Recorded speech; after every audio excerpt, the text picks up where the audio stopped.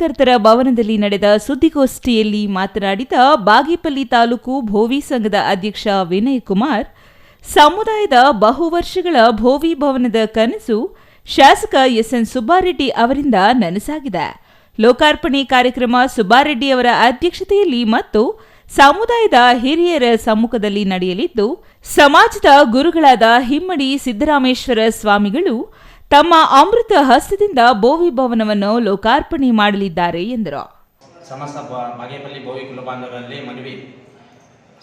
ಇದು 14/1/2025 ದಿನಾಂಕ, ಸಮಯ ಬೆಳಗ್ಗೆ 10 ಗಂಟೆಯಿಂದ ಅಂಬೇಡ್ಕರ್ ಪುತ್ಥಳಿಗೆ ಮಾಲಾರ್ಪಣೆ ಮಾಡಿ ರೋಡ್ ಶೋ ಮುಖಾಂತರ ಭೋವಿ ಭವನಕ್ಕೆ ಎಲ್ಲ ಕುಲಬಾಂಧವರು ಸೇರ್ತಾ ಇದ್ದೀವಿ. ನಮ್ಮ ಕುಲಬಾಂಧವರೆಲ್ಲರೂ ಭಾಗವಹಿಸಬೇಕಾಗಿ ಎಲ್ಲ ವಿನಂತಿ.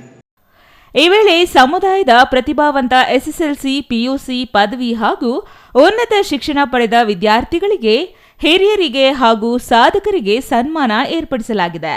ಭೋವಿ ಸಮುದಾಯದ ಜನರು ಹೆಚ್ಚಿನ ಸಂಖ್ಯೆಯಲ್ಲಿ ಪಾಲ್ಗೊಂಡು ಸಿದ್ದರಾಮೇಶ್ವರ ಜಯಂತಿ ಹಾಗೂ ಭೋವಿ ಭವನ ಕಾರ್ಯಕ್ರಮವನ್ನು ಯಶಸ್ವಿಗೊಳಿಸಲು ಅವರು ಮನವಿ ಮಾಡಿದರು.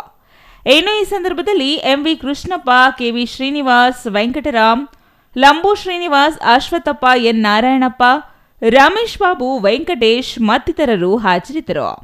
Ganesh R, CTV news, Bagepalli.